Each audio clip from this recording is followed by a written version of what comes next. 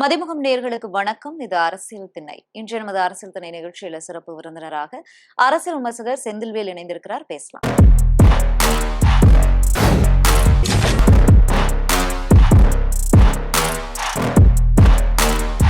டயா booster சுகரை control பண்ணும், உங்க ஆரோக்கியத்தை மீட்டு தரும். சர்க்கரையை கட்டுப்படுத்துறதுக்கான எளிமையான வழிமுறை, இயற்கையான வழிமுறை. அனைத்து மருந்து கடைகளிலும் கிடைக்கும். அரசியல் திண்ணை நிகழ்ச்சியில் இருந்தமைக்கு மகிழ்ச்சிங்க சார்.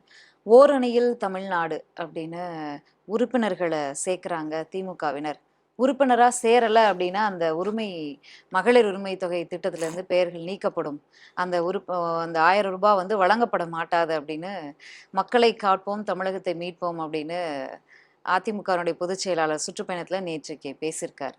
அப்படி எதுவும் திட்டத்தோட திமுக இந்த உறுப்பினர் சேர்க்கையை செயல்படுத்துறாங்களா?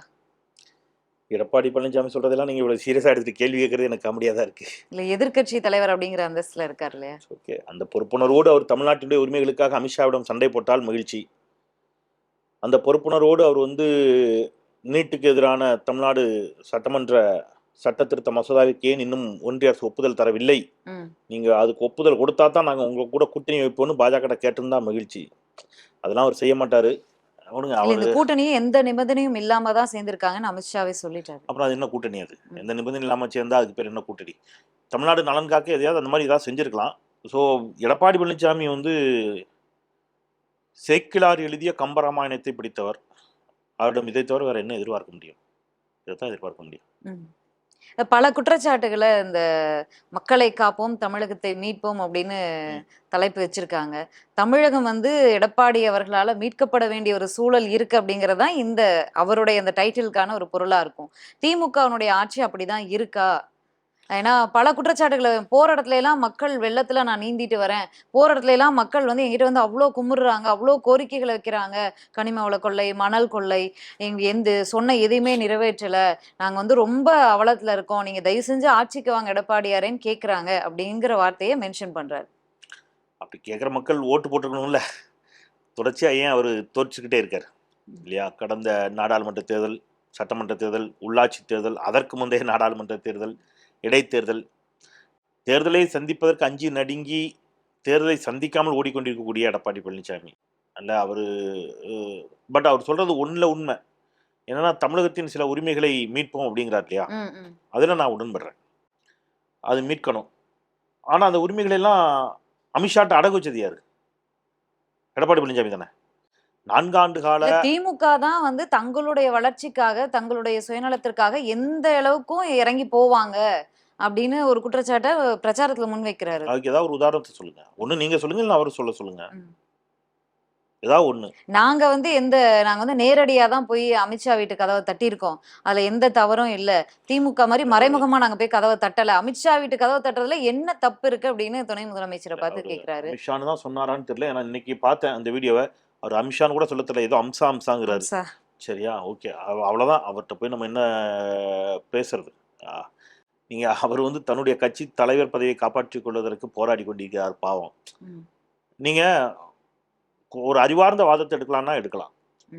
சும்மா உட்காந்து நம்ம குழாயடியில் உட்காந்து அவர் அப்படி சொன்னார், இவர் இப்படி சொன்னார், நம்ம இல்ல, அவர் முன்னாள் முதலமைச்சரா இருந்திருக்காரு எடப்பாடி பழனிசாமி அவர்கள். அவரை நோக்கி பல கேள்விகளை திமுகவும் கேட்டிருக்கிறது. அவர் கேட்கக்கூடிய முதலமைச்சரா இருக்கும்போது என்ன கேள்வி எல்லாம் கேட்டிருக்காங்க? திமுக பல இல்ல, லைக் எடுத்துக்கிட்டா துப்பாக்கி சூடுல இருந்து, சாத்தான்குளம் ஸ்டெர்லைட் துப்பாக்கி சூடு சம்பவத்துல இருந்து பல கேள்விகளை கேட்டிருக்காரு. அதுக்கு அவர் பதில் சொல்லியிருக்காரு. துப்பாக்கி சூட்ல திமுக என்ன சொல்லி போராட்டம் இருந்துச்சு? மக்கள் மீதான இந்த அடக்குமுறை எதுக்காக போராட்டம் நடத்துறாங்க? ஸ்டெர்லைட் ஆலை வரக்கூடாது மட்டும்தான் காரணமா? எடப்பாடி பழனிசாமி என்ன சொன்னார்? டிவியை பார்த்து தெரிஞ்சுக்கிட்டேன். எடப்பாடி பழனிசாமி தன்னுடைய ஆட்சியின் கீழ் ஒரு துப்பாக்கி சூடு நடந்தது தெரியவில்லை என்றார். அதனால் எடப்பாடி பழனிசாமி நோக்கி அந்த கேள்வி வைக்கப்பட்டுச்சு. சாத்தாங்குளம் ஜெயராஜ் ஃபெனிக்ஸ் விவகாரத்தில் எடப்பாடி பழனிசாமி என்ன சொன்னார்? அவங்க மூச்சு திணறலில் இறந்தார்கள் அப்படின்னு சொன்னார். அப்புறம் காவல்துறையினர் மீது நடவடிக்கை எடுப்பதற்கு எவ்வளவு நாள் ஆக்குனார்? கிட்டத்தட்ட நேர்லி 1 மந்த் ஆக்குனார். அதனால நம்ம என்ன செஞ்சோம்? கேட்டோம். ஜுடிஷியல் மேஜிஸ்ட்ரேட் விசாரணைக்கு சென்றபோது ஜுடிஷியல் மேஜிஸ்ட்ரேட் அன்றைக்கு இருந்த காவல்துறையினரால் மிரட்டப்பட்டார். அதை அவரே பதிவு செஞ்சார். இதெல்லாம் சேர்ந்துதான் அன்னைக்கு கேள்வியாக எழுப்பப்பட்டுச்சு. இன்னைக்கு அப்படி இருந்துச்சா? இது ஜுடிஷியல் கஸ்டடியில் நடக்கக்கூடிய மரணமாக இருக்கட்டும் அல்லது போலீஸ் கஸ்டடியில் நடக்கக்கூடிய மரணங்களாக இருக்கட்டும் கடுமையாக கண்டிக்கத்தக்கவை. அதில் மாற்று கருத்து இல்லை. ஆனால் அதன் மீது எடுக்கப்பட்ட நடவடிக்கைகள் என்ன, எடப்பாடி பழனிசாமி எடுத்த நடவடிக்கைகள் என்ன அப்படிங்கிற ஒப்பீடு இருக்குல்ல, இந்த எந்த ஒப்பீடும் இறந்து போன உயிரை தராது என்பது அது வேறு. ஆனால் ஒரு அரசு என்ன செஞ்சிருக்குங்கிற இடத்துலையும் தான் அப்படி பார்க்கின்ற பொழுது மிக உடனடியாக மிக விரைவாக இந்த அரசு 6 பேரை சஸ்பெண்ட் பண்ணுது, சிபிசிஐடி விசாரணைக்கு உத்தரவிடுகிறது, சிபிஐக்கு உடனடியாக மாற்றுகிறது. போஸ்ட்மார்ட்டம் ரிப்போர்ட் வந்தோன்னா 6 பேர் மீதும் அந்த சம்பந்தப்பட்ட காவல்துறையினர் மீது கொலை வழக்கு பதிவு செய்யப்படுகிறது. அவர்கள் கைது செய்யப்படுகிறார்கள். சம்பந்தப்பட்ட குடும்பத்திற்கு அரசின் சார்பில் 7.5 லட்சம் ரூபாய் செக் வழங்கப்பட்டிருக்கிறது என்று நேற்று அவருடைய அஜித்குமாருடைய சகோதரர் சொல்கிறார். திமுக என்ற கட்சியின் சார்பில் 5 லட்சம் ரூபாய் நிதி கொடுக்கப்பட்டது. அவருக்கு ஒரு இடம் கொடுக்கப்பட்டுச்சு, அவருக்கு ஒரு அரசு வேலை கொடுக்கப்பட்டிருக்கு. அகைன் சொல்றேன், இது எதுவுமே இறந்து போன உயிரை திருப்பி தராது. இது ஒரு என்ன சொல்றது, ஒரு குறைந்தபட்ச ஆறுதல் தான். ஆனால் அந்த குறைந்தபட்ச ஆறுதலை செய்ய வேண்டிய பொறுப்பும் கடமை முதலமைச்சருக்கு இருக்கிறது. பொறுப்பை உணர்ந்து வெளிப்படையாக வருத்தம் தெரிவித்தார். இது எல்லாத்தையும் ஒரு செய்யறாரு. எடப்பாடி பழனிசாமி இது எதையுமே செய்யல. அதான் பிரச்சனை. அவர் காலதாமதம் மட்டும் இல்ல, அதை நியாயப்படுத்தினார். அவங்க கடை அடைக்க இது பண்ணாங்க. அதுதான் இப்ப என்ன கேக்குறாங்கன்னா, அதிமுக ஆட்சியில சாத்தான்குளம் அந்த பெனிக்ஸ் ஜெயராஜ் இதுக்கு எதிராக அவ்வளோ ப்ரொட்டஸ்ட் பண்ணாங்க. இந்த ப்ரொட்டஸ்ட் மூலியமாவே பல விசாரணைகளோ இல்ல பலர் பேர் விசாரிக்கப்பட்டாங்க. வழக்கை அப்பதான் பதிவு செய்யப்பட்டது. இது எல்லாமே எல்லாருக்கும் தெரியும். ஆனா அப்படி செயல்பட்ட திமுக ஆட்சியிலேயே இது தொடருதே ஏன் அப்படிங்கிற ஒரு கேள்வியும் வருது. ஜெயராஜ் பெனிக்ஸ் மரணம் எந்த வருஷம், எந்த மாசம், எந்த தேதி உங்களுக்கு ஞாபகம் இருக்கா? அதிமுக ஆட்சியில் எப்ப நடந்துச்சுன்னு சொல்லலாம். 2020ஆம் ஆண்டு ஜூன் 22ஆம் தேதி ஒருவர் இறக்கிறார், ஜூன் 23ஆம் தேதி ஒருவர் இறக்கிறார். ரைட். நடவடிக்கை எப்ப ஆரம்பிச்சாங்கன்னு உங்களுக்கு தெரியுமா? கிட்டத்தட்ட 4-5 நாட்களுக்கு பிறகுதான் எஃப்ஐஆரை பதிவு பண்ணாங்க. இன்னும் லேட்டு போராட்டம் பண்ணாங்க. அந்த ஊர் கூடி அந்த மக்கள் என்ற டேட்டோட வச்சிருக்கிறேன். அந்த மாவட்ட எஸ்பி எப்போ மாற்றப்பட்டார் தெரியுமா? நியர்லி 1 வீக் கழிச்சு. சிபிஐக்கு எப்படி விசாரணை போச்சுன்னு தெரியுமா? அங்கிருந்து சம்பந்தப்பட்ட காவல்துறையினர் அவர்கள் மீது வழக்கு பதிவு செய்தது அடுத்த மாசம் ஜூலை ஆயிடுச்சு. ஜூலையும் தாண்டிச்சு. கிட்டத்தட்ட 1 மாத காலம் ஒரு அரசு கடும் போராட்டத்தின் அடிப்படையில் வேறு வழி இல்லாம ஒரு இடத்துக்கு நகர்ந்துச்சு. இங்க அடுத்தடுத்த நாட்களில் மொத்தமாவே இந்த மொத்த நடவடிக்கைகளும் 3 நாட்களுக்குள் இந்த அரசு எடுத்துச்சு. பொள்ளாச்சி பாலியல் வழக்குன்னு அது பெரிய ஒரு கேங் இதுவே இருக்கு. அண்ணா யூனிவர்சிட்டி வழக்குல எல்லாம் துரிதமா எல்லாமே நடக்குது. ஆனா திமுக ஆட்சியில உடனடியா நடவடிக்கை எடுக்கிறாங்க, யாரா இருந்தாலும் அரெஸ்ட் பண்றாங்க, நடவடிக்கை எடுக்க, இதெல்லாம் ஓகே. ஆனா ஏன் தொடருது அப்படிங்கறதுதான் கேள்வியா இருக்கு. இதுக்கு என்ன பதில் சொல்றது? இது நீங்க எனக்கு ஒரே ஒரு பதில் தான் நான் கேட்கணும். அது கொஞ்சம் ஹார்டான பதிலா இருக்கும். பட் யதார்த்தமான பதில் அதுதான். யாரேனும் ஒருவர், யாரானாலும் எடுத்துக்க, நீங்க ஏதோ ஒரு அரசியல்வாதியை சுட்டி காட்டுங்க, அல்லது நீங்களா கூட இருக்கலாம், அல்லது என்ன கூட வச்சுக்கோங்க. இவர்கள் ஆட்சிக்கு வந்தால் இதுபோல் ஒரே ஒரு நிகழ்வு கூட நடக்காது அப்படின்னு இல்ல யாருமே சொல்லல, யாராலையும் சொல்ல முடியல. அப்படி சொல்ல முடியுமா? விஜய் அவர்களே சொல்லலையே ப்ரொட்டஸ்ட்ல. இல்ல அவர் பல கேள்விகளை திமுக நோக்கி வச்சாரு, தீர்வு என்னன்னு அவர் சொல்லலையாங்க. கேள்வி இப்போ அமெரிக்கால ஒரு கருப்பினத்தை சேர்ந்தவர் கைது செய்யப்பட்ட போது, அவரு ஃப்ளாய்டு நினைக்கிறேன், அவர் இதே மாதிரி காவல்துறையினர் ரொம்ப ப்ரூட்டலா பிஹேவ் பண்ணாங்க. அவர் இறந்துட்டார். அமெரிக்கா முழுவதும் போராட்டங்கள் வெடித்தார். உலக நாடுகள் முழுவதும் போலீஸினுடைய அதிகாரம் என்பது தொடர்ந்து அது விவாத பொருளாகிறது. அதிகாரத்திற்கு எதிரான குரல்கள் ஒலித்துக் கொண்டே இருக்கின்றன. ஒரு அரசு, ஒரு ஆட்சி குற்றவாளிகளுக்கு ஆதரவாக இருக்கிறதா, குற்றவாளிகளை காப்பாற்ற முயற்சிக்கிறதா, அல்லது குற்றவாளிகளுக்கு விரைவாக தண்டனை பெற்று தர முயற்சிக்கிறதா அப்படிங்கிறது தான் அதில் இருக்கக்கூடிய வாதமே தவிர, அரசு குற்றவாளிகளுக்கு ஆதரவாக செயல்படுகிறது அல்லது குற்றவாளிகளை காப்பாற்ற முயற்சிக்கிறது, வேகமாக நடவடிக்கை எடுக்கல அப்படிங்கிற ஒரு இடம் இருந்தால் அதை நம்ம சுட்டி காட்டணும், கடுமையாக எதிர்வினை ஆற்றணும். கடும் கேள்வி, அது திமுக இருக்கட்டும், அதிமுக இருக்கட்டும், யாராவனாலும் இருக்கட்டும், நம்ம கேட்கலாம். ஆனா இங்கே நடவடிக்கை எடுத்த ஒரு அரசை நோக்கி இத்தனை கேள்விகளை கேட்கக்கூடிய யாரும் நடவடிக்கையே எடுக்காத, நீங்க எந்த இடத்திலும் நடவடிக்கை எடுக்காது மட்டுமல்ல, குற்றவாளிகளுக்கு துணை போன ஒரு அதிமுகவை விமர்சிக்க கூட தயங்குறாங்கல்ல. இல்ல அதிமுக அந்த நேரங்களையும் ஊடகங்கள் எந்த அளவுக்கு பேசுறாங்க, சமூக வலைதளங்களும் சரி, மக்களுமே அந்த அளவுக்கு வந்துருச்சு. சமீபத்துல இப்போ நீங்க நடிகர் சகோதரர் விஜய் அவர்களே எடுத்துக்கங்க. அவர் திமுக ஆட்சி அகற்றப்படணுங்கிறார். அதற்காக அவர் அதிமுக கூட்டணி சேரவும் தயார். அவர் பாஜக திமுக மட்டும்தான் கூட்டணி சேர மாட்டேன், எந்த எல்லைக்கும் போவேன் அப்படின்னு இருக்காரு. பாஜக திமுகவை தவிர யாரோடும் கூட்டணி தயார். அதுக்குன்னா என்ன அர்த்தம்? அதிமுகவோடு கூட்டணிக்கு தயார். திமுக ஆட்சி ஏன் அகற்றப்பட வேண்டும் அப்படின்னு நீங்க திரு விஜய் அவர்கள்ட்ட கேட்டீங்கன்னா, என்னங்க அநியாயம்? அண்ணா பல்கலைக்கழகத்தில் அண்ணா பல்கலைக்கழகத்தில் ஒரு மாணவி பாலியல் ரீதியாக வன்கொடுமைக்கு உள்ளாக்கப்பட்டிருக்கிறாள். இந்த ஆட்சி அகற்றப்பட வேண்டும் அப்படின்னு சொல்றாரு. அவர் உணர்வை நான் மதிக்கிறேன். வாழ்த்துக்கள் சார், பாராட்டுகள் சார். யாருடைய துணையோடு அகற்றலாம்னு நினைக்கிறீங்க சார்? நம்ம பொள்ளாச்சியில் பாலியல் உள்ளுறவுல அதிமுக ஆட்சி காலத்தில் நடந்துச்சுல, அதில் ஒருத்தர் அதிமுக மாணவரணி செயலாளர், நகர செயலாளர், அவரை அந்த அதிமுக ஆட்சி காப்பாற்ற முயற்சித்தது. ஓராண்டாக அவரை கட்சியிலேருந்தே நீக்கலை. அப்புறம் கடந்த அதிமுக ஆட்சியில தான் நிர்மலா தேவி என்ற ஒரு பேராசிரியை மாணவிகளை உயர்கல்வியை சேர்ந்த மேலிடத்தில் இருப்பவர்களினுடைய படுக்கை அறைக்கு அழைத்தார் பச்சையாக. அது தொலைபேசி உரையாடல் இருந்துச்சு. அந்த அதிமுகவோட துணையோட நாங்க அண்ணா பல்கலைக்கழக மாணவிக்காக நீதி கேட்டு திமுக ஆட்சியை அகற்றுவதற்கு அந்த அதிமுகவோடு சேருவதற்கு தயார். நல்லா இருக்குல்ல கான்செப்ட் உங்களுக்கு? ஓகே சார், அஜித்குமார் புருட்டலா காவல்துறையினரால் விசாரணையில கொல்லப்பட்டிருக்காரு. அட்ராசிட்டி, கொடூரம், கடுமையாக கண்டிக்கத்தக்கது. இதுக்காக இந்த ஆட்சி அகற்றணும் sir. Very good sir, Vijay sir, வாழ்த்துக்கள் விஜய். இதை யார் கூட சேர்ந்து அகற்ற போறீங்க? இந்த 13 பேரை காக்கா குறி மாதிரி சுட்டு கொண்டார்ல எடப்பாடி பழனிசாமி தூத்துக்குடியில, அந்த எடப்பாடி பழனிசாமியோட சேர்ந்து இந்த தந்தை மகன் 2 பேரையும் அட்டிச்சு கொண்டாங்கல்ல எடப்பாடி பழனிசாமி ஆட்சியில, அது மூச்சு திணறி தான் செத்தாங்கன்னு சொல்லி அவங்க மேல நடவடிக்கை எடுக்கிறதுக்கே தாமதப்படுத்தினார்ல, அந்த எடப்பாடி பழனிசாமியோட சேர்ந்து நாங்க எப்படியாவது அஜித்குமார் மரணத்துக்கு நீதி கேட்போம். நல்லா இருக்கு விஜய் சார். இஸ்லாமியர்களின் நண்பன் யாரு? விஜய், தாவேகா. ஆமா, எந்த திமுக சிஏஏ சட்டத்தை கடுமையாக எதிர்த்து நாடாளுமன்றத்தின் மக்களவையிலும் மாநிலங்களவையிலும் வாக்களித்த திமுக இஸ்லாமியர்களின் விரோதி. யார் பார்வையில? விஜய் பார்வையில. எனவே அந்த இஸ்லாமியர்களின் விரோதியாக விஜயின் பார்வையில் படுகின்ற திமுக ஆட்சி அகற்றுவதற்கு சிஏஏ சட்டத்திற்கு ஆதரவாக வாக்களித்து சிஏஏ சட்டம் நிறைவேறுவதற்கு காரணமாக இருந்த ஐயா எடப்பாடி பழனிசாமியோடு கூட்டணி வைத்து நாங்க எப்படியாவது இஸ்லாமியர் உள்ளிட ஒதுக்கீட்டை கொண்டு வந்த, உறுதி இஸ்லாமியர்களுக்கும் இடஒதுக்கீட்டை கொடுத்த, சிஏஏ சட்டத்தை கடுமையாக எதிர்த்த, காஷ்மீருக்கான சிறப்பு அந்தஸ்தை பாதுகாத்து கொடுத்த திமுகவை நாங்க எப்படியாவது நினைச்சுவோம் ஆட்சி விட்டு அகற்றுவோம். இது விஜயனுடைய பார்வை. இப்ப விஜய் யாருன்னு கேட்டீங்கன்னா புரட்சியாளர், போராளி. இதெல்லாம் கேட்கிற எங்களை மாதிரியான பத்திரிகையாளர்கள் யாரு? ஊபிக்கள். நீங்க அதிமுக பொதுச் செயலாளர் எடப்பாடி பழனிசாமி அவர்கள் பாஜகவிலிருந்து கூட்டணியிலிருந்து இந்த நாடாளுமன்ற தேர்தல் நேரத்துல வெளியில வந்தப்ப சொல்லியிருந்தார், மன்னிப்பு கேட்டிருந்தார் தமிழ்நாட்டு மக்களிடத்துல. பாஜகவோடு கூட்டணியில் இருந்ததால அந்த அழுத்தத்தினால நாங்க சிஏஏக்கு கையெழுத்து போட்டுட்டோம் அப்படின்னு சொல்லியிருந்தாரு. அப்படி என்னைக்காவது பாஜகவுடனான கூட்டணியின் அழுத்தத்தால் தான் நாங்க இதுக்கு ஆதரவு கொடுத்தோம்னு திமுக என்னைக்கா சொல்லி? திமுக பாஜக கூட கூட்டணி வச்சிருக்குது. ஆனா திமுக ஒரு குறைந்தபட்ச செயல் திட்டத்தை போட்டுச்சு. நான் சொல்றதை நீ கேளுன்னு கலைஞர் சொன்னார். முத்தலாக் தடை சட்டத்தை பத்தி பேசக்கூடாது, பொது சிவில் சட்டத்தை பற்றி பேசக்கூடாது, ராமர் கோயிலை பற்றி பேசக்கூடாது, காஷ்மீர் சிறப்பு தகுதியை நீக்குவதை பற்றி பேசவே கூடாது, ஹிந்தி திணிப்பை கூடாது, எல்லாத்துக்கும் சம்மதம் சொல்லி கையெழுத்து போட்டார் வாஜ்பாய். நீங்க கேளுங்க அமித்ஷாட்ட.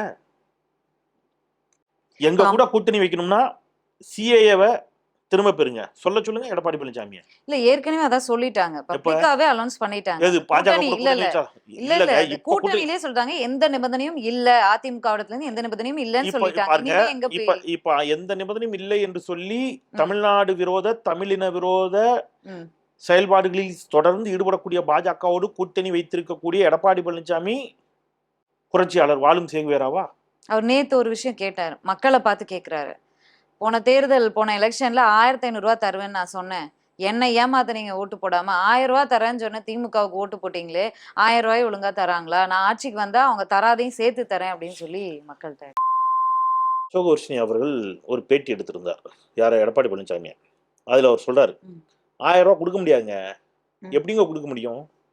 நான் முதலமைச்சரா இருந்தவரா சொல்றேன், 1000 ரூபாய் கொடுக்க முடியாதுன்னு சொன்னப்போ அவங்க ஒரு கேள்வி கேட்கறாங்க, 1000 ரூபாய் கொடுக்க முடியாதுன்னு சொல்லிட்டு நீங்க 1500 ரூபாய் கொடுப்பேன்னு சொன்னீங்களேன்னு. அது அதுங்கிறாரு. ஏன் எடப்பாடி பழனிசாமி நீங்க என்னமோ அவர் என்ன சொல்றது கொடுங்க, அவர் சொல்றத போய் இவ்வளவு சீரியஸா எடுத்துக்கிட்டு.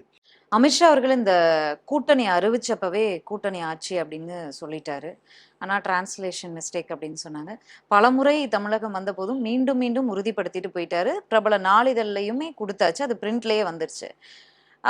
சில நாட்கள் மௌனம் காத்த எடப்பாடி அவர்கள் இல்ல, அதிமுக அதிக பெரும்பான்மையோடு பலத்தோடு வெற்றி பெற்று நாங்க ஆட்சி அமைப்போம் அப்படின்னு தொடர்ச்சியா சொல்லிட்டு இருக்காரு. இவரு ஒண்ணு சொல்றாரு, அவரு ஒண்ணு சொல்றாரு. ஆனா அதிமுக இதற்கு அவருடைய பதில், எடப்பாடி அவர்களுடைய பதில் இதுவா இருக்கு. கூட்டணி ஆட்சியான்னு கேட்டா அமித்ஷா அவர்கள் இதே பேட்டியில முதலமைச்சர் வேட்பாளர் யாருன்னு கேட்கும்போது அதிமுகவில இருந்து ஒருத்தரை தேர்ந்தெடுப்போம் அப்படின்னு சொல்றாரு. அதற்கு மட்டும் எடப்பாடி அவர்கள் முன்னாடியே கூட்டணி அறிவிச்சப்ப எடப்பாடின்னு தானே சொன்னாரு. உள்துறை அமைச்சர் அமித்ஷா அவர்களுடைய பேச்சுக்கு மறு பேச்சே கிடையாது அப்படின்னு பதில் சொல்றாரு. இந்த முரணை எப்படி எடுத்துக்கிறது? தமிழ்நாட்டிற்குள் பாஜக கால் ஊன்றுவதற்கு எல்லா வேலைகளும் தொடங்கிவிட்டது. அது அதிமுகவை தின்று செறித்து அதன் மீது நின்று வளருவதற்கான வேலையை ஆரம்பிச்சிருச்சு. தான் சம்பாதித்த பணத்தை காப்பாற்றுவதற்கு நாஞ்சில் சம்பத்தானே சொன்னார், சம்பந்தியை காப்போம், சம்பாதித்ததை காப்போம், சம்பந்தியை மீட்போமோ ஏதோ சொன்னார். அந்த மாதிரி அவற்றையெல்லாம் காப்பாற்றிக் கொள்வதற்காக அதிமுகவை பலி கொடுப்பதற்கு, காவு கொடுப்பதற்கு எடப்பாடி பழனிசாமி தயாராகி விட்டார். நீங்க இந்த நிமிடம் வரைக்கும் துணிச்சலோடு அவரால் கூட்டணி ஆட்சி என்றால், அமைச்சரவை என்றால் கூட்டணி இல்லைங்க சொல்லணும்ல. ஒரு இதுக்கு அமித்ஷா சொல்லதை ஏத்துக்கிறாரு. எதுக்கு? ஒரு வேட்பாளர், முதலமைச்சர் வேட்பாளர் எடப்பாடி பழனிசாமி இவர் சொன்ன அமித்ஷா சொன்னதாங்க சரின்னு சொல்லிடுறாரு. இன்னொரு இதுக்கு அமித்ஷா சொன்னதை ஏத்துக்க முடியாதுங்கிறாரு. இந்த ரெண்டுல எது சரி? ரெண்டுமே அமித்ஷா தானே சொல்றாரு. இப்போ அமித்ஷா மிக உறுதியாக சொல்லுகிறார். இங்க எல்லா வலதுசாரி நண்பர்களும் ஊடக விவாதங்கள்ல பச்சையா அவர் போய் சொன்னாங்க. நான் பாஜகவுடைய செய்தி குறிப்பை எடுத்து வச்சேன். நாங்கள் முடிவு செஞ்சு அமைச்சரவையில் பகிர்மானத்தை குறித்து நாங்கள் ஆலோசித்து முடிவெடுப்போம் என்று இருக்கிறதுன்னு வாசித்த போது, கூட்டணி ஆட்சி என்று சொன்னபோது எனக்கு ஒருத்தர் ஆங்கில வகுப்பு எடுத்தார் ஒரு தொலைக்காட்சியில். கூட்டணி அரசு என்பது வேறு, கூட்டணி ஆட்சி என்பது வேறு அப்படின்லாம் சொன்னார். அமித்ஷா சொன்னதை நீங்கள் இட்டுக்கட்டி திரிக்கிறீர்கள் என்று சொன்னார்கள். இன்னைக்கு அமித்ஷாட்ட ரொம்ப தெளிவா கேட்கறாங்க, அமைச்சரவையில் பங்கு பெறுவீர்களா? ஆம் அப்படின்னு சொன்ன பிறகு ஆங்கில பாடம் எடுத்த பேராசிரியர்கள்லாம் தலைமறைவாயிட்டாங்க. ரைட்டா? இப்போ எடப்பாடி பழனிசாமி கையெறு நிலையில நிற்கிறார். என்ன சொல்லணும்? தமிழ்நாட்டில் கூட்டணி ஆட்சிங்கிற பேச்சுக்கு இடம் கிடையாது. அதுதான் உங்கள் நிலைப்பாடு என்றால் நான் கூட்டணி விட்டு விலகிறோம். தில்லு திராணி துணிச்சல் இருந்தா எடப்பாடி பழனிசாமி இதை சொல்லுங்க. சொல்ல மாட்டார். இப்படியே பேத்துவார். இப்படியே ஓடும். வளவளா கொலகளா வெண்டைக்காயில விளக்கெண்ணெய தேய்ச்ச மாதிரி. இல்ல மறுபடியும் அவர் இதை பத்தி அமித்ஷா அவர்களுக்கு நேரடியான கேள்வியா வைக்காம அதிக பெரும்பான்மை விட்டு ஆட்சி அமைப்போம் அப்படிங்கறதான் எல்லா மேடையிலையும் சொல்லிட்டு இருக்காரு. திருமாவளவன் அவர் இதை பத்தி பேசும்போது அடுத்தடுத்து பிரச்சாரத்துக்கு போகும்போது திருமாவளவன் அவர்கள் ஆட்சியிலும் அதிகாரத்திலும் பங்கு கேட்கிறாரே, ஆனா இன்னைக்கு திமுகவோடு அமைதியா கூட்டணியில தொடர்ந்துட்டு இருக்காரு. அப்ப இரட்டை நிலைப்பாட்டுல அவர் நாடகம் போடுறாரு அப்படிங்கிற ஒரு விமர்சனத்தை வைக்கிறாரு. ஏன் கூட்டணி ஆட்சினா என்ன தப்பு அப்படின்னு அந்த பிரச்சாரத்துல பேசுறாரு, அந்த சுற்றுப்பயணத்துல பேசுறாரு. அப்போ அதிக பெரும்பான்மையோட ஆட்சி அமைப்போங்கிறதையும் சொல்லிட்டு இன்னொரு பக்கம் அந்த கூட்டணி ஆட்சிங்கிறது ஒன்றும் தப்பு இல்லை அப்படிங்கறத நார்மலைஸ் பண்ற மாதிரி இருக்கு. அது நார்மலைஸ் தான் பண்ணுவாரு. அதற்காக தான் இந்த சுற்றுப்பயணம் கொஞ்சம் கொஞ்சமா தொண்டர்களை கன்வின்ஸ் பண்ணி, அமித்ஷா கொடுத்த அசைன்மெண்ட் என்னன்னா, சீக்கிரம் போய் உங்க தொண்டரெல்லாம் கன்வின்ஸ் பண்ணி எல்லாரும் மொத்தமா அப்படியே இந்த பேக் பேப்பர் வாசிக்கணுமா அப்படியே வாசிட்டு போற ஒருத்தர் பின்னாடி எல்லாம் போகும், மொத்தமா கொண்டு போய் எங்க தள்ளிடுவாரு. அந்த ஸ்டோரி படிச்சிருப்பீங்க சின்ன பிள்ளைல. வாசிக்கிட்டே போவார். இந்த ஊர்ல இருக்கிற எலி எல்லாம் பின்னாடியே போகும். போய் மொத்தமா கொண்டு போய் தள்ளி விட்டு வந்துடுவாரு. அந்த மாதிரி இப்ப வாசிக்கிட்டே கூட்டு போறாரு. பின்னாடி போறவங்க எல்லாம் கொண்டு போய் எங்க தள்ளிடுவாரு? பாஜக என்ற ஒரு படுகொலியில் தள்ளுவார். அதுக்கு தான் கூட்டு போறாரு. அதான் அமித்ஷாவும் சொல்லி விட்டுருக்காரு. போய் எல்லாரும் கூப்பிட்டு கன்வின்ஸ் பண்ணி, திடீர்னு போய் பாஜக தான் ஆட்சி அமைக்க போகுது, பாஜக அமைச்சரவையில் இடம்னா அதிமுக காரனா பதறிடுவாங்க. நீ இப்பத்துலேருந்தே கொஞ்சம் கொஞ்சமா அதை நார்மலைஸ் பண்ணு. முதல்ல நீ இல்லைன்னு சொல்லு, நான் ஆமாம். அப்புறம் கொஞ்சம் கொஞ்சமா அது அவர் கருத்துங்கன்னு சொல்லு. அப்புறம் கொஞ்சம் கொஞ்சமா ஏன் கொடுத்தா என்ன தப்புன்னு கேளு. இல்ல பாஜக ஸ்போக் பர்சன்ஸ் டிபேட்ஸ்ல எல்லாம் என்னங்க தவறு, இப்ப கூட்டணி ஆட்சின்னு தேர்தல் நெருக்கத்துல இல்ல எலெக்ஷனுக்கு பிறகு சொன்னா அதிர்ச்சி அடைஞ்சிருவாங்க. அதனால இப்ப இருந்தே அவங்க சொல்றாங்க. நான் என்ன சொல்றாங்க, கூட்டணி ஆட்சி தப்பா இல்லையாங்கிறது விவாதம் இல்ல, அது தனி வாதம், அது வேற. நான் சொல்றது கூட்டணி ஆட்சி அப்படிங்கிறது உறுதி அப்படின்னு அமித்ஷா சொல்றாருல, இதை எடப்பாடி பழனிசாமி ஏத்துக்கிட்டாரா? ஏத்துக்கலைன்னா மறுக்கணும்ல. இப்போ திருமாவளவன் சொன்னதுக்கும் அமித்ஷா சொல்றதுக்கும் வித்தியாசம் இருக்கு. அது நான் உங்களுக்கு அது மட்டும் சொல்லி நான் நிறைவு செஞ்சிடறேன். திருமாவளவன் கேட்பது அப்படிங்கிறது அதிகார பகிர்வு. அவர் என்ன சொல்றாரு, ஆட்சியில் அதிகாரத்தில் பகிர்வு வேண்டும் என்பது விசிகாவின் நிலைப்பாடு. ஆமா. ஆனால் இப்போதைக்கு அது நடக்காது, சாத்தியம் இல்ல அது அப்படின்னு சொல்லிட்டாரு. சாத்தியம் இல்ல. ம், என் நிலைப்பாடு. ஆனால் அது சாத்தியம் இல்ல. ம், ம். அவர் கள யதார்த்தத்திலிருந்து ஒன்றை அணுகுகிறார். என்னுடைய விருப்பம் இது, ஆனால் களச்சூழல் அதுவானது அல்ல. எனக்கு தரல, ஆட்சியிலையும் அதிகாரத்திலையும் பங்கு தரல என்பதற்காக நான் அந்த கூட்டணி விட்டு வெளியிலையும் போக மாட்டேன். ம், ம். இந்த கூட்டணி தான் மீண்டும் ஆட்சி அமைக்க வேண்டும். விசிகாவின் ஒரு ஓட்டு கூட சிந்தாம சதறாம திமுகவிற்கு பெற்றுத் தருவது என்னுடைய வேலை என்று நேற்று வெளிப்படையா பேசிட்டார். விசிகாவுடைய 25% வாக்குகள் வந்து குவியும் அப்படின்னு சொல்லிட்டார். ரைட், ஓகே, இது அவருடைய பார்வை. ஆனா அமித்ஷா பேசுறது அப்படி அல்ல. அமித்ஷா என்ன சொல்றாரு, நாங்க எங்க தேசிய ஜனநாயக கூட்டணிங்கிறாரு. ரெண்டுக்கு வித்தியாசம் இருக்கு. தேசிய ஜனநாயக கூட்டணி தான் ஆட்சி. முதலமைச்சர் வேட்பாளரை நாங்கள் கூடி பேசுவோம் என்று ஹெச் ராஜா சொல்றாரு. அப்படி இங்க சொல்றாங்களா? முதலமைச்சர் வேட்பாளர் யாரு? ஸ்டாலின் தாங்கிறது திமுக அணியில, ஸ்டாலின் தான்ங்கிறது தெளிவா இருக்கு. அதிமுக அணியில முதலமைச்சர் வேட்பாளர் யாருங்கிறதே அதிமுகவை சேர்ந்த ஒருவராக இருப்பார் என்று அமித்ஷா சொல்லுகிறார். பாஜகவின் நாடாளுமன்ற குழு முடிவு செய்யும் என்று ஹெச் ராஜா சொல்லுகிறார். ஆமா. அப்படி விசிகா சொல்லிச்சா? இல்ல, கம்யூனிஸ்ட் சொல்லிச்சா? அப்போ இப்போதைக்கு சாத்தியம் இல்லங்கிறத அவர் சொல்லிட்டாரு. தெளிவா அது இருக்கு. கால சூழல் வரும்போது அப்படி அல்ல, அங்க வந்து அவங்க உள்ள வர்றதுக்கான வேலையை ஆரம்பிச்சிட்டாங்க. பார்ப்போம் என்ன நடக்குது, காலம் பதில் சொல்லும். விஜய் அவர்களை பத்தி பேசிட்டு இருந்தீங்க. இந்த ப்ரொட்டஸ்ட்ல பல நேரங்கள்ல விவாதங்கள்ல பார்க்கும்போது திமுக வந்து இது வரைக்கும் விஜய் அப்படிங்கிற பேரை பயன்படுத்தினதே இல்லை. முதல்வர் அவர்களும் பல நேரங்கள்ல சொல்லியிருக்காரு, நேற்று மலையில முளைச்ச காளான் அப்படிங்கிற மாதிரிலாம் புதுசு புதுசா வர்றவங்க எல்லாம் முதலமைச்சர் அப்படின்னு பல பேசியிருக்காரு. ஆனா வந்து கள அரசியலுக்கே வரல, அவரை பத்தி ஏன் கேட்குறீங்க அப்படிங்கிறதான் திமுக ஆதரவாளர்களுடைய அந்த விமர்சனமாகவும் ஸ்போக் பர்சன்ஸுடைய பதிலாகவும் இருக்கும். கள அரசியலுக்கு வந்திருக்காரு, திமுகவை நோக்கி பல கேள்விகளை கேட்டிருக்காரு ப்ரொட்டஸ்ட்ல. திமுக ஆட்சி வீட்டுக்கு அனுப்பணும் அப்படின்னு இருக்காரு. சாரி கேட்டீங்களே முதல்வரே, இந்த 24 குடும்பங்கள்ட்டையும் சாரி கேட்டீங்களா? இந்த 24 குடும்பங்கள்ட்டையும் நிவாரணங்களை கொடுத்தீங்களா? கேளுங்க, இல்லைன்னா வீட்டுக்கு அனுப்பிடுவோம், உங்களுக்கு எதுக்கு முதல்வர் பதவி அப்படின்னு கேட்டிருக்காரு. இப்ப இந்த 24 பேர் ஒன்று சொல்றாங்கல்ல, இந்த 24 பேரும் முந்தா நாள் தான் மரணமடைந்தார்களா அல்லது திமுக ஆட்சியில் தான் மரணமடைந்தார்கள்? 4.5 வருஷம் 4 வருஷமாச்சு. 4 வருஷமா விஜய் எங்க இருந்தாரு? தமிழ்நாட்டுல தான் இருக்காரு. அஜித்குமாருக்காக போராட வந்த விஜய் ஏன் அதுக்கு போராட வரல? அனிதா வீட்டிற்கு போனீங்க. அனிதாவிற்கு பிறகு நீட்டினால் எத்தனை பேர் இறந்தாங்க? 2 வருஷம் தானே ஆச்சு அவர் அரசியலுக்கு வந்து. இந்த 2 வருஷத்துல எத்தனை பேர் இறந்தாங்க? இந்த 2 வருஷத்துல இறந்த கஸ்டோடியல் டெத் எத்தனை? அதுக்கு ஏது பேசும்? அஜித்குமார் மரணத்துக்கு மட்டும்தான் போயிருக்காரு, அனிதா வீட்டுக்கு மட்டும். நான் அரசியலுக்கு நாளைக்கு வரப்போறேன். இன்னைக்கு சாவரனை பத்தி நான் பேச மாட்டேன். நாளைக்கு யாராவது செத்தா மட்டும் என்ன சொல்லுன்னு சொல்றதே முதல்ல கேவலமான அரசியல் இல்லையா? இது என்ன மாதிரியான வாதம்? அவர் அரசியல் வந்ததுக்கு அப்புறம் தான் சாவரனுக்கு அழுவாரா? அரசியலுக்கு வர்றதுக்கு முன்னாடி யாராவது செத்தா அழமாட்டாரா? நீதி கேட்க மாட்டாரா? என்ன லாஜிக்கான வார்த்தை? அப்ப இது பச்சை பித்தலாட்டம். அப்ப ஓட்டுக்காக தான் நீங்க அல்றீங்கிறது இங்க உங்க வார்த்தையிலே பூர்வாகுதுல்ல. நீங்க எல்லாரும் என்ன சொல்றீங்க? தாவேக்காவினர் எல்லாம் சொல்றாங்க அவர் கட்சி ஆரம்பிச்சதுக்கு அப்புறம் அதை பத்தி பேசுங்க. அப்ப கட்சி ஆரம்பிச்சதுக்கு அப்புறம் தான் மக்களுக்காக நீ பேசுவேன்னாலே நீ ஓட்டுக்காக பேசுறேன்னு தானே அர்த்தம். நான் சாதாரண அரசியல்வாதி மாதிரி இப்போ இல்ல அப்படிங்கறதையும் நீங்க கட்சி ஆரம்பிக்கிறதுக்கு முன்னாடி தானே அனிதா வீட்டுக்கு போனீங்க. கட்சி ஆரம்பிக்கிறதுக்கு முன்னாடி தானே தூத்துக்குடியில துப்பாக்கியால தூக்கப்பட்டவங்களுக்கு போனீங்க. ஏன் கட்சி ஆரம்பிக்கிறதுக்கு முன்னாடி இந்த ஆட்சியில் வந்து இதே திமுக ஆட்சியிலேயே படுகொலை செய்யப்பட்டார்கள் நீங்க சொல்றீங்களா? அவங்க வீட்டுக்கு ஏன் போல? வேணாம் சார், நீங்க கட்சி ஆரம்பிச்சீங்கல்ல உங்க மாநாடு, அதுக்கு வந்த தொண்டர்கள் விபத்துல பலியானாங்க செத்தான்ல, அவங்க வீட்டுக்கு ஏன் சார் போல? புசி ஆனந்த் போயிட்டு வந்தாரு. புசி ஆனந்த் தானே போனாரு. இப்ப இதுக்கு மட்டும் அப்ப இதுக்கு புசி ஆனந்த் போனாரா நீங்க போனீங்களா அஜித்குமார் வீட்டுக்கு? 2 பேரும் போனாங்க. ஏன் இதுக்கு மட்டும் நீங்க போனீங்க? உன் கட்சியை சேர்ந்தவன் செத்துட்டு உன் கட்சிக்காரன் ஆள்றான், விஜய் ஏன் வரல அப்படின்னு கேக்குறான். அந்த வீடியோ இருக்கு, காட்டவா? அவன் கட்சி தொண்டர்கள் கேட்டாங்க, விஜய்னு உயிரை விட்டாங்கடே, செத்தே போயிட்டான், வந்து ஒரு வார்த்தை ஒரு மலர் வளையம் வச்சாருன்னா போதுங்க அப்படின்னு கேட்டாங்க. போனீங்களா? நீங்க இன்னைக்கு பண்றதெல்லாம் தேர்தல் நாடகம். ஓட்டுக்காக வாக்குக்காக நீங்க ஒரு டிராமா போட்டுக்கிட்டு இருக்கீங்க.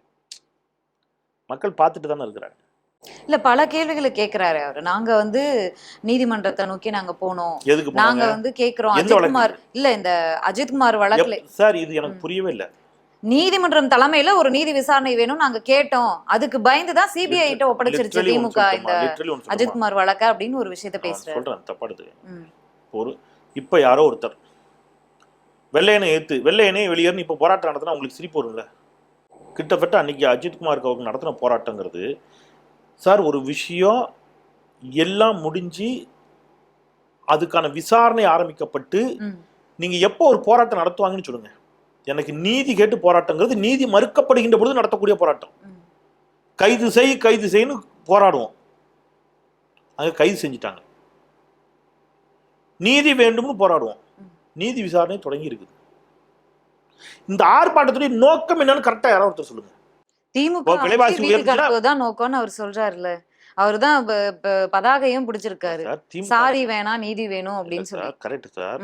சாரி வேணா நீதி வேணும். எது நீதின்னு சொல்லுங்க. நீதி 24 மரணங்களுக்கும் நீங்க கேட்கல. நீதிங்கிறது சொல்லுங்க. வீட்டுக்கு போங்க முதல்வரே அப்படிங்கிறது அவருடைய கோரிக்கையா இருக்கு. அத நீங்க சொல்லாதீங்க, அது மக்கள் சொல்லட்டும். நீதிங்கிறது எது? நீதி எதுன்னு நீங்க சொல்லுங்க. இல்ல அதான் சொல்றேன். இது வந்து காப்பாற்றுறதுக்காக தான் பாஜகவுடைய இதை சிபிஐ விசாரணைக்கு கொடுத்து திமுக போய் பாஜக கிட்ட ஒளிஞ்சிருச்சு.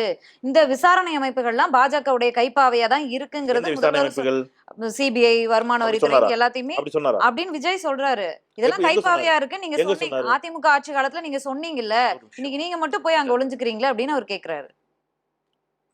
அவரோட ஸ்பீச்ல அவர் கேட்டது. ஒரு வழக்க காவல்துறை விசாரிக்கும். எந்த வழக்க? ஜெனரலா ஒரு கொலை அப்படின்னா காவல்துறை விசாரிக்கும். இங்க குற்றம் சாட்டப்பட்டதே யாரு? காவல்துறையினர் மேலதான். அத காவல்துறையை விசாரிக்குதுன்னா நீங்க என்ன சொல்லுவீங்க? நீங்க என்ன சொல்லுவீங்க? அண்ணா பல்கலைக்கழக எதிர்க்கட்சியினர் வந்து நம்பிக்கை அண்ணா பல்கலை மாணவி விவகாரத்துல எதிர்க்கட்சிகள் எல்லாம் சிபிஐ விசாரணை கேட்டாங்களா? கேட்டாங்க. சிபிஐ விசாரணை வேண்டாம்னு அன்னைக்கு விஜய் சொன்னாரா? சிபிஐ விசாரணை ஏன் கேட்கிறீர்கள்? மாநில சுயாட்சிக்கு எதிரானது. சிபிஐ விசாரணை கேட்கும் அதிமுகவினுடைய போக்கை வன்மையாக கண்டிக்கிறோம். இது பாஜகவிற்கு துணை போவது, பாஜகவிற்குள் பின்னால் ஒளிந்து கொள்வது. அதிமுகவே சிபிஐ விசாரணை ஏன் கேட்கிறாய் அப்படி சொல்லிருக்கணும்ல. சொன்னீங்களா இன்னைக்கு? இல்ல. அறிக்கை கொடுத்தாரு. இல்ல. அன்னைக்கு அந்த வழக்கை யாரு விசாரிச்சா? இங்க ஒரு ஸ்பெஷல் இன்வெஸ்டிகேஷன் டீம் நீதிமன்றத்தின் மேற்பார்வையில தமிழ்நாடு காவல்துறையை விசாரிச்சது. அதை விஜய் ஏத்துக்கிட்டாரா? நீதிமன்றத்துக்கு பாராட்டுக்கள், நீதிமன்றத்தினுடைய மேற்பார்வையினாலதான் இந்த வழக்கு முறையா போகுது அப்படின்னு பாராட்டு தெரிவிச்சு ஒரு அறிக்கை கொடுத்திருந்தாரு. நீதிமன்றத்தின் மேற்பார்வையில விசாரிச்சது யாரு?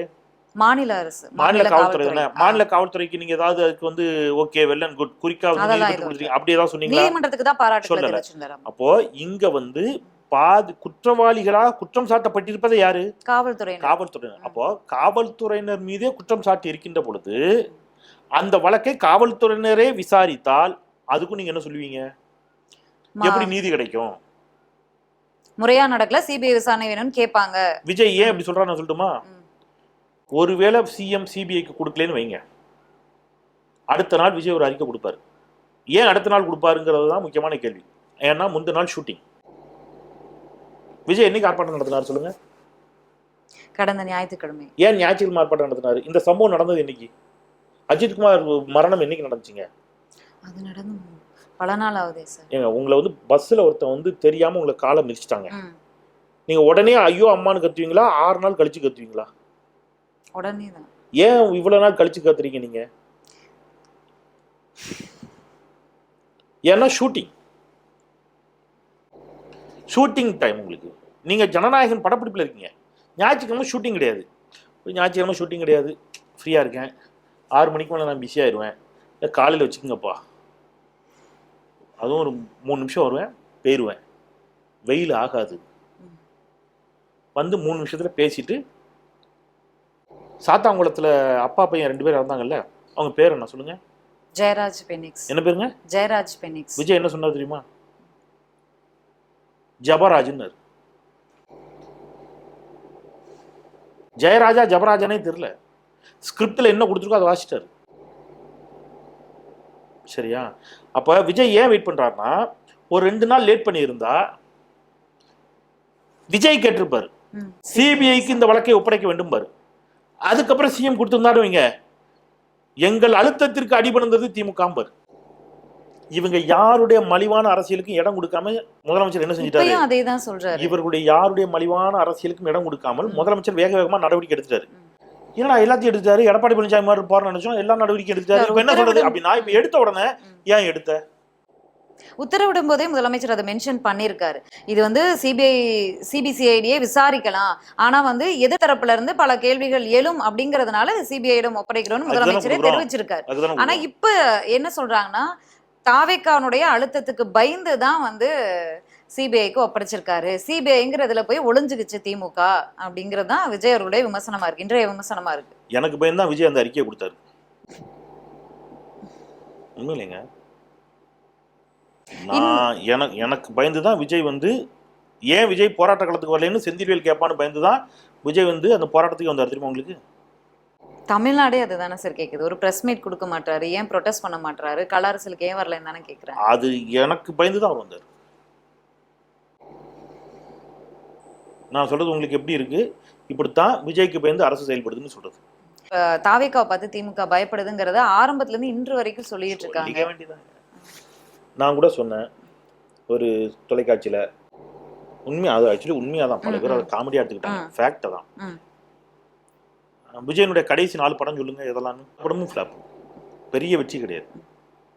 பீஸ்ட், அப்புறம் வந்து இன்னொரு படம் ஏதோ ட்வின்ஸ் படம், இப்ப ஏதோ ரெண்டு பேர், அது எல்லாமே என்னதான் வாரிசு, இதெல்லாம் மெகா ஹிட்டெல்லாம் ஒண்ணும் இல்லை. ஒப்பீனியனை ஏற்படுத்தினாங்க, சூப்பர் டூப்பர் ஹிட்னு ஒரு ஒப்பீனியனை ஏற்படுத்தினாங்க.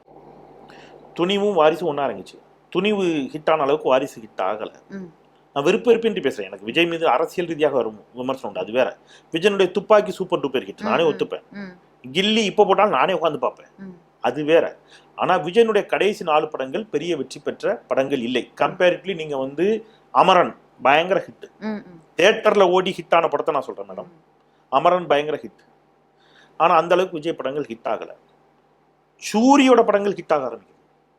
சீரியஸா சொல்றேன், நான் நாட் ஃபார் ஜோக். அப்பா விஜய் என்ன நினைக்கிறாருன்னா, ரஜினிகாந்த் ஒரு தப்பு செஞ்சாரு, அரசியலுக்கு வரேன்னு ரைட் டயத்துல வரல, கொஞ்சம் ரொம்ப ஏஜ் ஆயிடுச்சு, அப்போ அடுத்த ஜென்ரேஷன் வந்துட்டாங்க. அப்போ நமக்கும் இப்போ விஜயும் 50 கிராஸ் பண்ணிட்டாரு.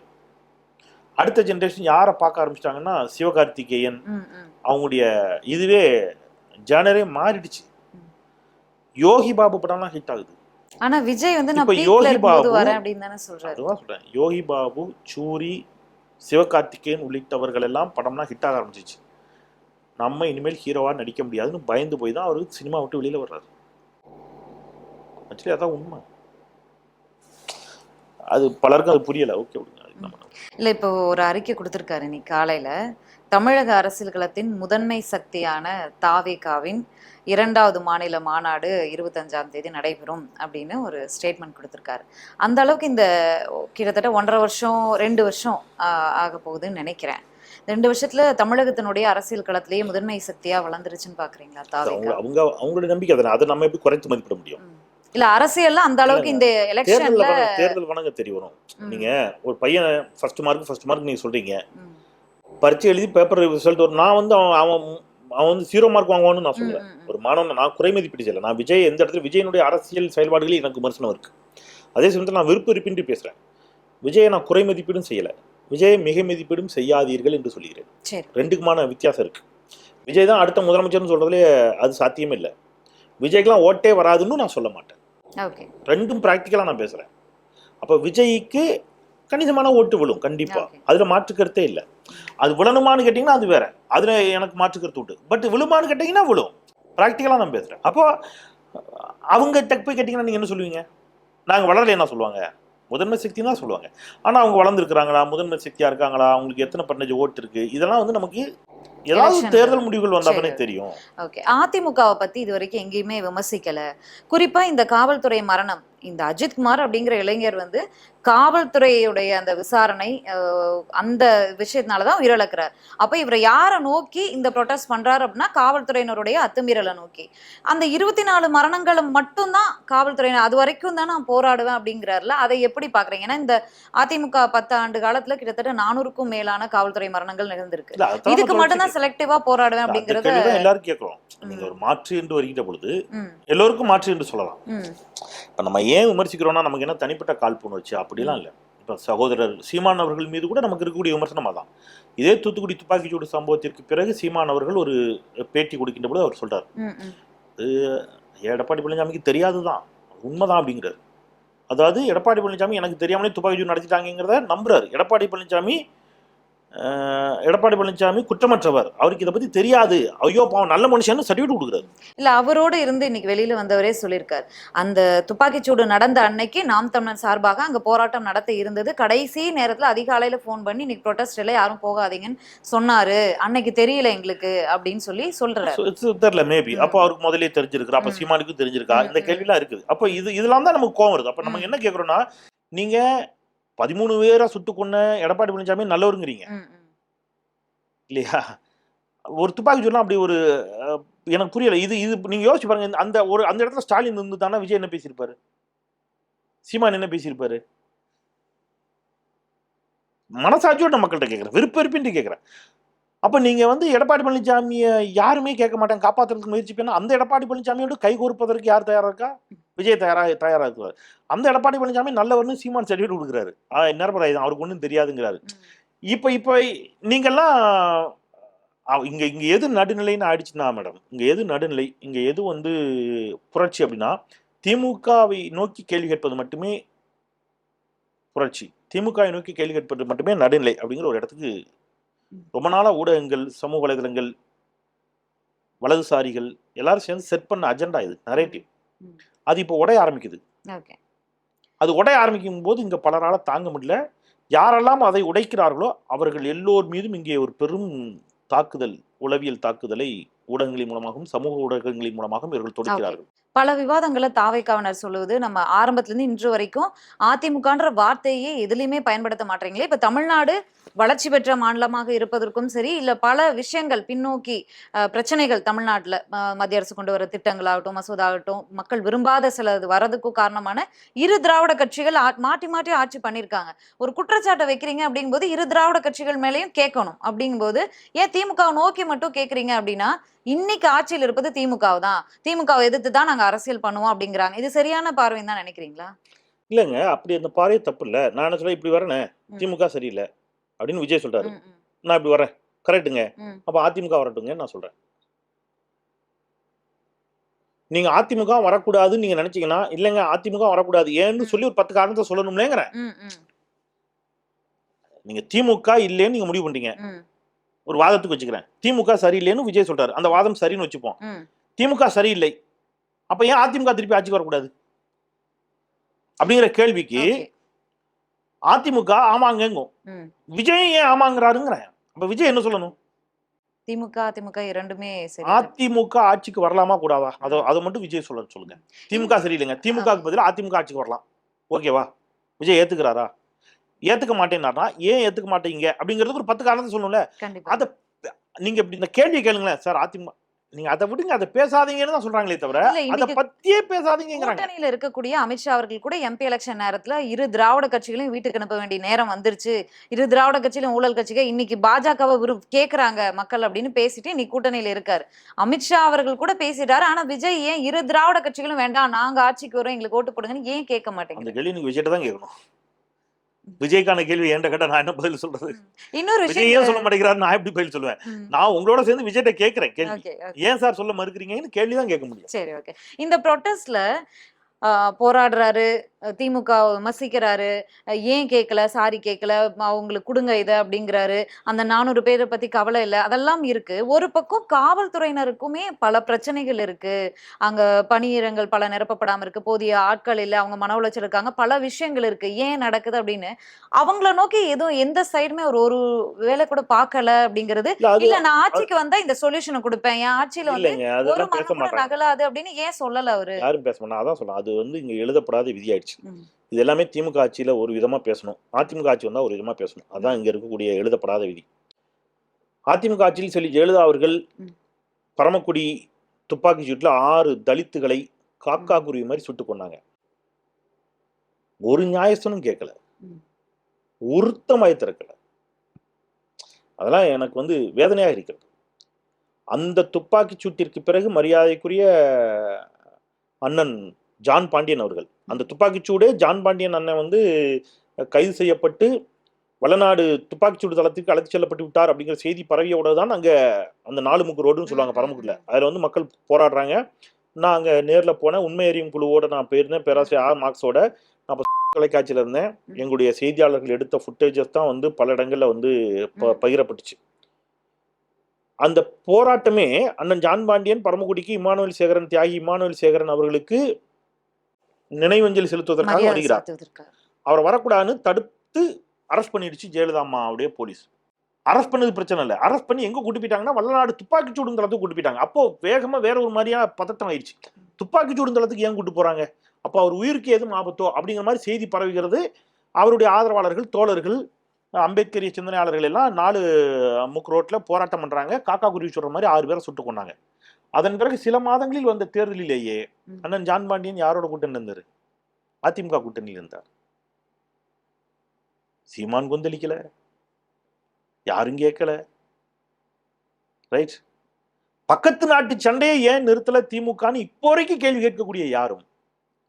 உள்நாட்டில் எடப்பாடி பழனிசாமியின் கட்டுப்பாட்டில் இந்த காவல்துறை தூத்துக்குடியில 13 பேரை சுட்டு கொண்டது எடப்பாடிக்கே தெரியாதுன்னு சொன்னா நம்புறதுக்கு தயார்.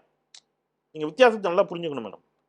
உள்நாட்டுல எடப்பாடி பழனிசாமி கட்டுப்பாட்டில் இருக்கக்கூடிய காவல்துறை 13 பேரை சுட்டுக் கொள்றத எடப்பாடி பழனிசாமிக்கு தெரியாதுன்னு எடப்பாடி பழனிசாமி சொல்றது உண்மைதான், அதை நான் நம்புறேன்னு சொல்ற சீமான் தான் பக்கத்து நாட்டுல நடந்த சண்டையை நிறுத்துற அதிகாரம் கலைஞருக்கு இருந்துச்சு, ஏன் செய்யலன்னு கேட்கிறாரு. இது காலம் காலமாக இங்கே எழுதப்படாமல் இருக்கக்கூடிய விதி. அதுக்கு என்ன காரணம் அப்படின்னா, திமுக சமூக நீதியை பேசும்.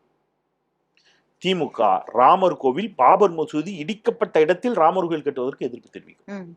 ஜெயலலிதா ராமர் கோவில் கட்டுவதற்கு செங்கற்களை அனுப்புவார். ஜெயலலிதா ஆடு கோழி பலியிட தடை சட்டம் போடுவார். போட்டார். பிறகு தேர்தல் தோல்வியால் பின்வாங்கினார். அப்போ ஜெயலலிதாவை ஆதரிக்க தயார். ஜெயலலிதா மதமாற்ற தடை சட்டம் கொண்டு வந்தார். எம்ஜிஆர் பொருளாதார அடிப்படையிலான இடஒதுக்கீட்டை கொண்டு வந்தார். நல்லா புரிஞ்சுக்க. அப்போ அவர்கள் எல்லோருமே, அதிமுகவும் யாருன்னு கேட்டீங்கன்னா ஒரு சாஃப்ட் சங்கிதான், வலதுசாரிகள் திட்டத்தின் அடிப்படையில் நான் சொல்றேன். ஆனால் அதனால அதிமுகவை இவங்க எல்லாரும் ஏத்துக்க தயார்.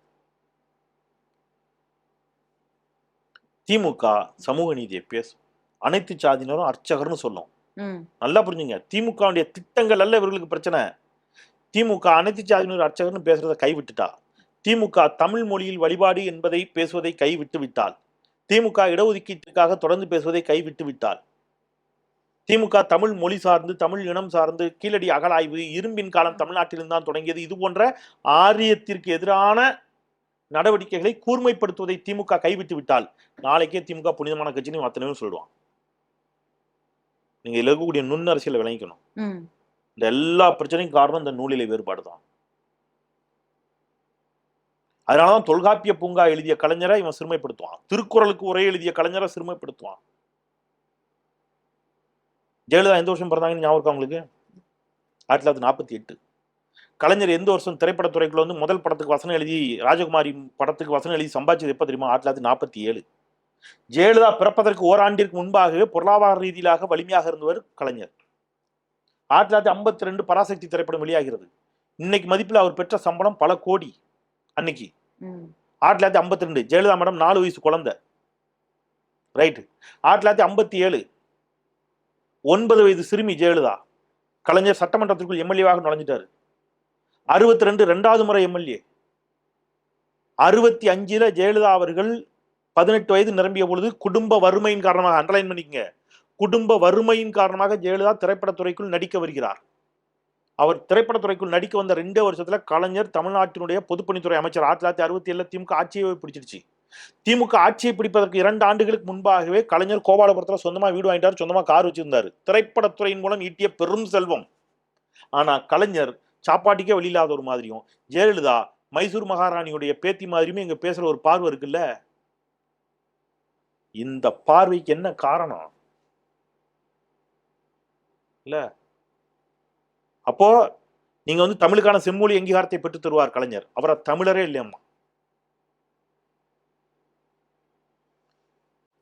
இலங்கை தமிழர்களுக்கு இடஒதுக்கீட்டை கொண்டு வந்து ஒரு கலைஞர். அதை ரத்து செய்த ஜெயலலிதாவை ஈழத்தாயுமா. இந்த நிமிடம் வரைக்கும் விடுதலை புலிகளுக்கு எதிராக ஒரு இடத்துல கூட பேசியதில்லை திமுக. விடுதலை புலிகளுக்கு ஆதரவான நிலைப்பாடு தான் திமுகவுடையது, தனி இடத்திற்கு ஆதரவான நிலைப்பாடு தான் திமுகவுடையது. ஆனால் பிரபாகரனை அழைத்து வந்து தூக்கிலிட வேண்டும் என்று சட்டமன்றத்தில் தீர்மானம் நிறைவேற்றிய ஜெயலலிதாவை ஈழத்தாய் என்பார்கள். கருத்துருவாக்கம். திமுகவுடைய திட்டங்களை இவங்க யாராலையும் விமர்சிக்க முடியாது. நல்லா கேட்டுங்க. திமுகவுடைய திட்டங்களையோ, திமுக கொண்டு வந்த சட்டங்களையோ, கலைஞருடைய மொழி ஆற்றலையோ, கலைஞருடைய அறிவையோ இவர்களால் நிராகரிக்கவே முடியாது. கலைஞர் மீது இருப்பது அப்பட்டமான சாதிய வன்மம். நான் வெளிப்படையாக குற்றச்சாட்டுறேன். கலைஞர் ஒரு பெருங்கொண்ட சமூகத்தில் பிறந்திருப்பாரே என்று சொன்னால், தந்தை பெரியார் ஒரு பெருங்கொண்ட சமூகத்தில் பிறந்திருப்பாரே என்று சொன்னால், இவர்கள் அத்தனை பேரும் தலைமையில தூக்கி வச்சு கொண்டாடுவாங்க. நன்றி சார், நன்றி உங்களுடைய நேரத்துக்கும் கருத்துக்களுக்கும். இன்றைய நமது அரசியல் திணை நிகழ்ச்சியில சிறப்பு விருந்தினரோடு பல்வேறு கேள்விகளை பகிர்ந்திருந்தோம். மீண்டும் சந்திக்கலாம். நன்றி, வணக்கம்.